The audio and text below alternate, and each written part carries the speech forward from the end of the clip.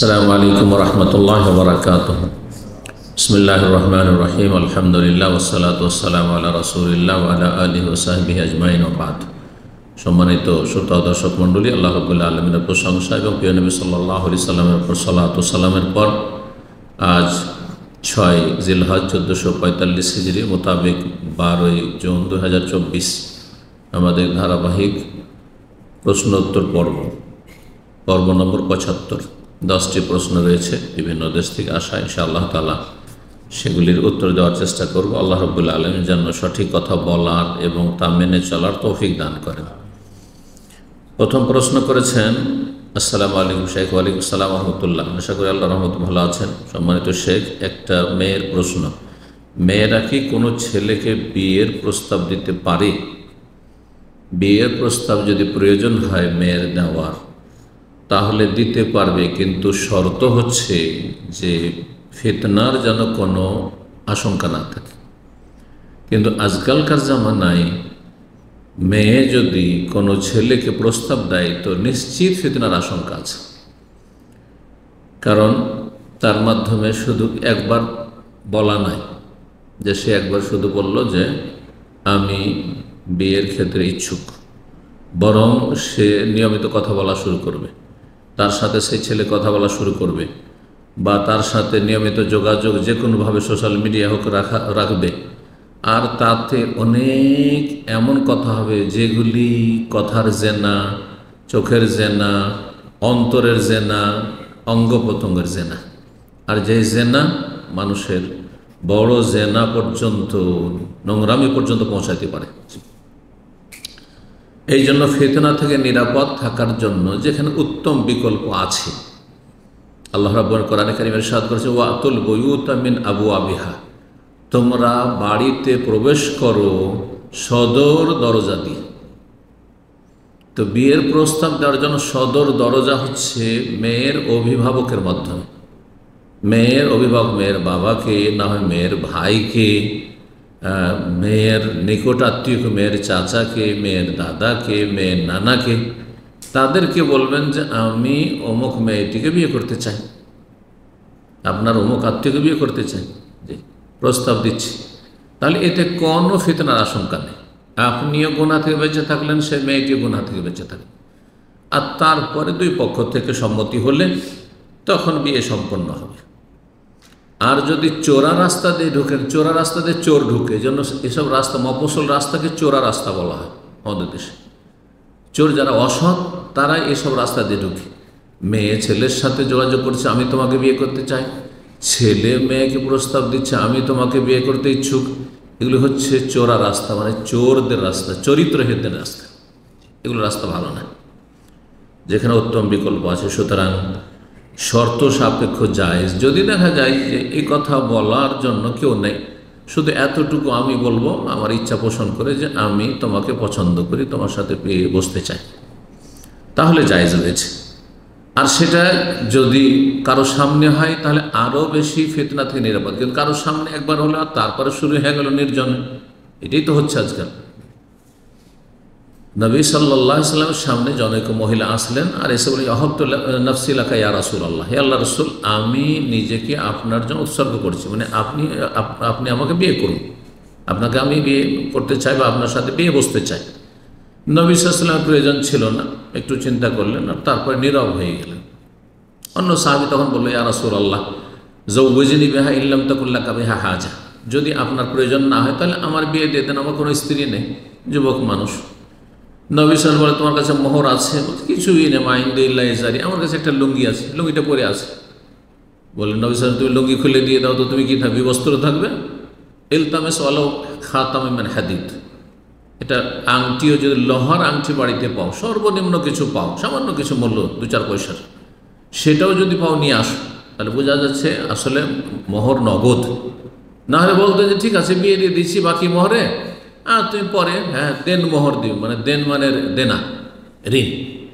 এই যে বেদাতি তরিকা শুরু হয়েছে, এটা সুন্নতি তরিকা নয়, এই বাকি মোহরে বিয়ে করা। আল্লাহ সঠিক বুঝদান করুন। আবার বলছি, ফিতনার আশঙ্কা আজকাল সম্মুখ রয়েছে, যার ফলে মেয়ে ছেলেকে প্রস্তাব দিয়ে, ছেলে মেয়েকে সরাসরি প্রস্তাব দিয়ে, এগুলি চোরা রাস্তা, ভালো মানুষের রাস্তা নয়। আল্লাহ হেদায়েত দান করুন, হেফাজত করুন। 2 নম্বর প্রশ্ন বলছেন, আসসালামু আলাইকুম ওস্তাদ। ওয়ালাইকুম আসসালাম ওয়া রাহমাতুল্লাহ। বলছেন, বাচ্চার জন্য যে 7 দিনে আকিকা দিতে হয়, ওই আকিকা বাড়িতে না দিয়ে মাদ্রাসায় ছাগল দিয়ে দিলে আকিকা হবে?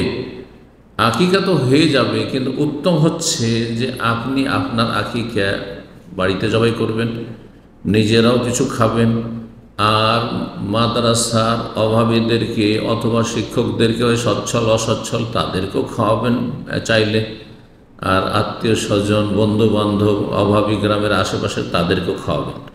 কিন্তু শুধু মাদ্রাসায় দিয়ে দিলেন, তাহলে মাদ্রাসার ছাত্র শিক্ষকেরাই খেলো, বাকিরা তো বঞ্চিত থাকলো, আপনি নিজেও খেলেন না, যেটা উত্তম ছিল। আপনার পরিবারের সদস্যদেরকে আকিকার আনন্দ করতে দিলেন না, খুশি করতে দিলেন না, যেটা সুন্নত ছিল, উত্তম ছিল। এই জন্য এটি জায়েজ, কিন্তু অনুত্তম।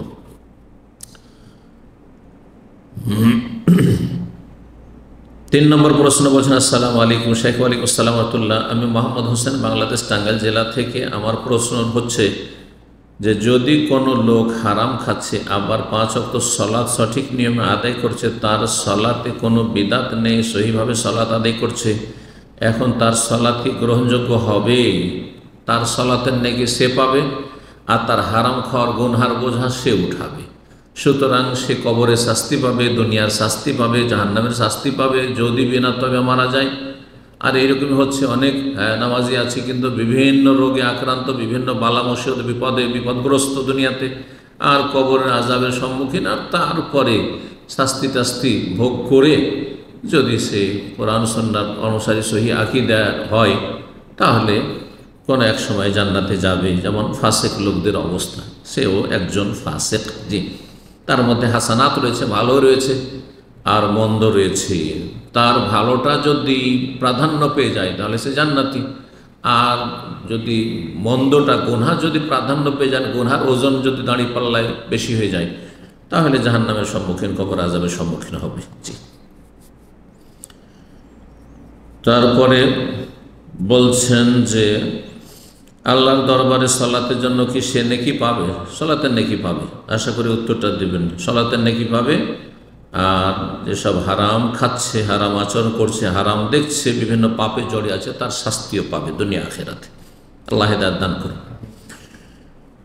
4 নম্বর প্রশ্ন বলছেন, আসসালামু আলাইকুম শেখ। ওয়ালাইকুম আসসালাম ওয়া রাহমাতুল্লাহ। আমার প্রশ্ন হলো, হারাম কাজ করা অবস্থায় জিকির আজকার করা যাবে কি শেখ? হারাম কাজও করছে আবার জিকিরও করছে, এ হচ্ছে বিপরীত জীবন। জিকির মানে কি? জিকির মানে তার মন্ত্র না, জিকির মানে হচ্ছে স্মরণ। কার স্মরণ? জিকিরুল্লাহ, আল্লাহর স্মরণ। যে আল্লাহকে স্মরণ করে, আগে স্মরণ জবানে করতে হবে না অন্তরে করতে হবে? আগে অন্তরে। কিন্তু আজকালকার অধিকাংশ জিকিরকারীরা হয় বেদাতি, আর যদি সুন্নতের অনুসারী হয় তো মৌখিক মন্ত্রের জিকির পাঠ করে, অন্তর তাদের জিকিরুল্লাহ থেকে গাফিল। আগে অন্তর থেকে আল্লাহকে স্মরণ করতে, আল্লাহর জিকির করতে হবে, তারপরে সেই জিকিরগুলি পাঠ করতে হবে অর্থ বুঝে। অর্থ বুঝলে মানুষের জীবনের ওপর তার সুপ্রভাব পড়বে, প্রতিক্রিয়া হবে, তার জীবনে পরিবর্তন আসবে, ভালোর দিকে সে যাবে ধীরে ধীরে। সেই জন্য জিকির মানে মন্ত্র পাঠ নয়। জি, মন্ত্র পাঠ করা হচ্ছে অমুসলিমদের তরিকা। মুসলিমদের তরিকা হচ্ছে জিকির, অন্তর থেকে আল্লাহকে স্মরণ করা, তারপরে জবান দিয়ে স্মরণ করা, অঙ্গ প্রত্যঙ্গ দিয়ে স্মরণ করা, আল্লাহ রাব্বুল আলামিনের সন্তুষ্টির কাজে নিজের জীবনটাকে লাগানো। কোনো হারাম কাজের আগে বিসমিল্লাহ বলা যাবে? হারাম কাজও করছে, বিসমিল্লাহ বলছে। এই জীবনে দ্বন্দ্ব রয়েছে, এবং দুর্বল ইমানের পরিচয় বহন করে। তার ইমান অত্যন্ত দুর্বল, যার ফলে গুনহার কাজেও বিসমিল্লাহ, গুনহার কাজে বিসমিল্লাহ। বিসমিল্লাহ বলে ব্যভিচার করবে, বিসমিল্লাহ বলে মদ খাবে। এর চাইতে নোংরামি আর কি আছে? একটু নোংরামি করছে, আবার ধৃষ্টতা, যে আল্লাহর নাম উচ্চারণ করছে। আল্লাহ হেদায়েত দান করুন, সংশোধনের তৌফিক দান করুন। 5 নম্বর প্রশ্ন, আসসালামু আলাইকুম শেখ। ওয়ালাইকুম আসসালাম ওয়া রাহমাতুল্লাহ। যদি কোনো মহিলা হাইজ থেকে পবিত্র হয়ে গোসল ছাড়া সিয়াম ও সালাত কীভাবে আদায় করবে? সিয়াম ও সলাৎ কীভাবে আদায় করবে? সিয়ামের নিয়ত করতে পারবে, মাসিক থেকে পবিত্র হয়েছে অর্থাৎ মাসিক বন্ধ হয়েছে, এখনও মাসিকের ফরজ গোসল করা হয়নি, বা স্বামী স্ত্রীর সহবাস হয়েছে, স্বপ্নদোষ হয়েছে, এখনও গোসল করা হয়নি, সিয়ামের নিয়ত করতে পারবে, রোজা ধরতে পারবে। রোজা ধরার জন্য নিয়ত করার জন্য পবিত্রতা শর্ত নাই, কিন্তু সালাতের জন্য পবিত্রতা শর্ত। তাহলে সাহারি খাওয়ার সময় যখন সাহারি খাচ্ছেন, সাহারি খেতে পারবে নাপাক অবস্থায়, মানে মাসিক বন্ধ হয়েছে কিন্তু গোসল করা হয়নি, স্বপ্নদোষ হয়েছে, সহবাস হয়েছে কিন্তু গোসল করা হয়নি, সাহারি খেতে পারবে, নিয়ত করতে পারবে রোজার। আর যখন ফজর আজান হবে তার আগে আগে গোসল করে ফরজ সালাত ওয়াক্ত মোতাবেক আদায় করতে হবে, পুরুষ হোক আর নারী হোক। যদি কেউ সূর্য উঠিয়ে দেয় তাহলে সে কাবিরা গুনাহ করল। বলছেন যে বিষয়টি এমন যে আগামীকাল সিয়াম থাকবে, কিন্তু আজ ফজর কিভাবে আদায় করবে? ফজর আদায় করার আগে গোসল করবে, গোসল ছাড়া কি উজু করে সালাত আদায় করলে কি হবে? এটা কি কোনো মুসলিম জিজ্ঞাসা করে? মুসলিম কি এত অদম হয় আর এত তার ইসলামী জ্ঞানে শোচনীয়তা যে উজু করে বড় নাপাকি রয়েছে, মাসিক বন্ধ হয়েছে মানে বড় নাপাকি রয়েছে, আচ্ছা উজু করে নামাজ পড়ে নেবে? গোসল করা ফরজ, আল্লাহ হিদায়াত দান করুন। জি। 6 নম্বর প্রশ্ন বলছেন, আসসালামু আলাইকুম শেখ। ওয়ালাইকুম সালামতুল্লাহ। কোনো মুসলিম যদি অন্য মুসলিমের দেয়া হাদিয়া নিয়ে দোষ বা অভিযোগ উপস্থাপন করে তাহলে এটি কি জায়েজ না জায়েজ? হাদিয়া যদি সামান্য মূল্যেরও হয় তাহলে সেটি হাদিয়া গিফট হিসাবে নেবেন, সেটা কত দামের, কত পয়সার, কত মূল্য এসব দেখার বিষয় নয় হাদিয়ার ক্ষেত্রে। আর হাদিয়া কবুল করতে হবে আপনার স্বতঃস্ফূর্তভাবে, যার যেটা জুটেছে সে দিয়েছে, যার যেটা জুটেছে সেটা দিয়েছে। যদি আপনি সেটা ব্যবহারের যোগ্য না মনে করেন তাহলে অন্য কাউকে দিয়ে দেবেন, আপনার চাইতে অভাবী যারা রয়েছে বা যাদের প্রয়োজন রয়েছে তাদেরকে দিয়ে দেবেন। কিন্তু কেউ হাদিয়া দিল আর বলে এটা দেয় 3 পয়সার জিনিস, এটা উত্তম চরিত্রের পরিপন্থী, এটি ছোট লোকের পরিচয়, ভদ্র মানুষের, শরীফ চরিত্রবান মানুষের পরিচয় নয়।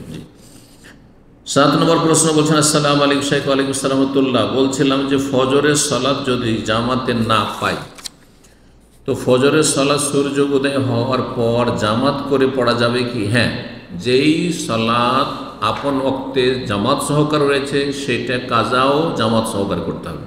ধরেন কয়েকজনের সালাত কাজা হয়ে গেছে,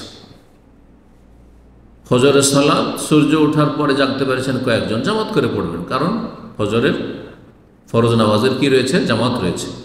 আসরের সালাত ছুটে গেছে, সূর্য ডুবে গেছে, কাজা হয়ে গেছে, বা যে কোনো সালাত কাজা হয়ে গেছে, কাজা নামাজ যেই নামাজগুলি জামাতের নামাজ সেগুলি জামাতে আদায় করতে হবে ফরজ সালাত, আর বাকি সুন্নত নামাজ যেগুলো সেগুলো একা একা পড়বে। জি।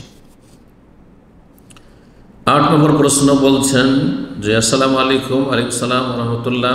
বলছেন যে শেখ, একজন ব্যক্তি যার ছেলে সন্তান নেই, 2 জন মেয়ে, তিনি তার 3 বিঘা সম্পত্তির 1 বিঘা ওনার মেয়ের নামে জীবিত অবস্থায় লিখে দিতে চাচ্ছেন হাদিয়া স্বরূপ, এটা কি জায়েজ? মেয়ে যারা রয়েছে তাদের সবাইকে যদি দেয় সমানভাবে তাহলে জায়েজ রয়েছে। মেয়েদের ক্ষেত্রে একজনকে দিল, একজনকে দিল না, কাউকে দিল, কাউকে দিল না, ছেলে মেয়েদের ক্ষেত্রে এটা যদি করে তো এটা হারাম।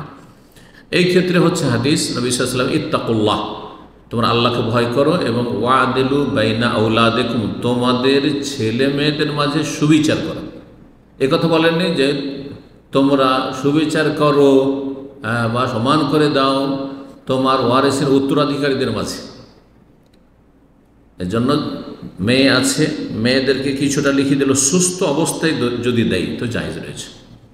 কিন্তু মৃত্যু শয্যায়, খুব অসুস্থ, এখন মরে যাবে, উদ্দেশ্য হচ্ছে তাড়াতাড়ি করে লিখে দেওয়া যাতে করে অন্য উত্তরাধিকারী ওয়ারিসদেরকে বঞ্চিত করে, নিয়ত খারাপ, সেই জন্য ওলামারা বলছেন জায়েজ নয়। সুস্থ অবস্থায় নিজের ধন সম্পদ সবটাই কেউ দান করতে পারে, অসুবিধা নেই, আল্লাহর প্রতি যদি ভরসা থাকে। সুস্থ অবস্থায় যেই ব্যক্তির ধন সম্পদ আছে তার সেটা, তার ছেলে মেয়েদের না। সুতরাং তার ছেলে মেয়েদের এই কোনো অধিকার নেই যে আমাদের জন্য রাখতেই হবে, যদি রাখে তার এহসান, আর যদি মনে করেন আল্লাহর সন্তুষ্ট, সব দান করে দেবো মসজিদে। আবু বকর সিদ্দিক রাদিয়াল্লাহু তাআলা দান করেছেন, সেদিন দান করেছেন না সুস্থ অবস্থায়, সবই দান করেছেন। ওমর রাদিয়াল্লাহু তাআলা আনহু অর্ধেক দান করেছেন। ওসিয়তের ক্ষেত্রে 1/3, কিন্তু এমনি দান করার ক্ষেত্রে কারো যদি আল্লাহর ভরসাতে কালকে কি খাবো না খাবো আমি জানি না, আজকে রাত্রে কি খাবো না খাবো আমার ওর সব চিন্তা নেই, আমার কাছে যা আছে সব দান করে দেবো, জায়েজ আছে। কিন্তু ছেলে মেয়েদের জন্য রাখাটা উত্তম।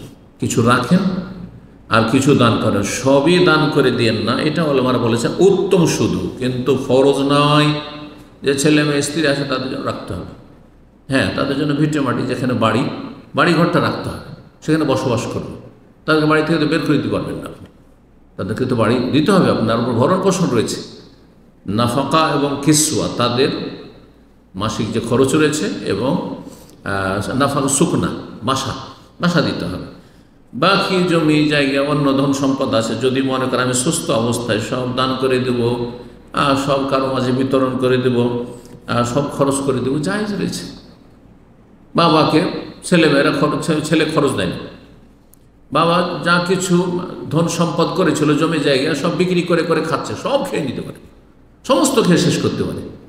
অনেকে মনে করে যে আমি না খেয়ে মরে যাবো, কিন্তু জমি জায়গা বিক্রি করবেন, আপনি আপনার জন্য করেছেন, আপনি বিক্রি করেন খান। এই মশলা অনেকে খেয়াল করেন, দ্বারস্থ হয়ে বসে থাকে, আশা করে বসে থাকে ছেলে দেবে তো খাবো, হ্যাঁ মেয়ে যদি দেয় জামাই দেয় তাহলে খাবো না। আপনি আপনার জমি বিক্রি করে খান, আপনি রোজগার করেছেন আপনার জন্য, আগে আপনি খাবেন। 1 টাকা যদি থাকে আগে আপনি খাবেন, তারপরে দ্বিতীয় দিরহাম দেনার যেটা হবে সেটা আপনার স্ত্রী আপনার ছেলে মেয়ে যাবে। তো সুস্থ অবস্থায় যদি জমি জায়গার ধন সম্পদের কিছু অংশ মেয়েদের লিখে দিয়ে দেয় তো জায়েজ রয়েছে, কিন্তু সবই দেবে না, সমস্ত কিছু 3 বিঘা আছে 3 বিঘা লিখে দিয়ে দিল, তাহলে নিঃসন্দেহে অসৎ উদ্দেশ্য যে আমি আমার ভাই ভাতিজাদেরকে কিছু দেব না, তাদেরকে বঞ্চিত করব, এটি জায়েজ না। আল্লাহ তাআলা আলাম। 9 নম্বর প্রশ্ন বলছেন, আসসালামু আলাইকুম ওস্তাদজি। ওয়ালাইকুম আসসালাম ওয়া রাহমাতুল্লাহ। আপনি বলেছেন যারা মাঝে মধ্যে নামাজ পড়ে মাঝে মধ্যে পড়ে না তারা বড় কাফের নয়, এটি অধিকাংশ ওলামাদের মত। যারা বেনামাজিকে কাফের বলেছেন তারা 2 ভাগে বিভক্ত, ও তাদের অধিকাংশরা বলছেন যে যদি মাঝে মধ্যে ছাড়ে কিন্তু পড়ে, প্রতিদিন কিছু না কিছু নামাজ পড়ে, মাঝে মধ্যে ছাড়ে, তারা বড় কাফের নয়। এটা অধিকাংশ যারা কাফের বলছেন তাদের মত, এটি বেশি শক্তিশালী মনে হচ্ছে। তারপরে বলছেন প্রশ্ন, অথচ গত 2-3 বছর আগের বক্তব্যে বলেছেন 1 ওয়াক্ত ছেড়ে দিল কাফের। এটি শেখ মোহাম্মদ বিন সালেহ উসাইমিন রাহিমাহুল্লাহর মত, যে একবার ছেড়ে দিল। এইরকম বেশ কিছু ওলামারা রয়েছেন যারা বড় কাফের বলছেন বেনামাজিকে 1 ওয়াক্ত ছাড়লেই কাফের হয়ে যায়, সে কাফের হয়ে গেল, আবার নামাজ পড়লো তখন সে ইসলামের গণ্ডিতে আসলো।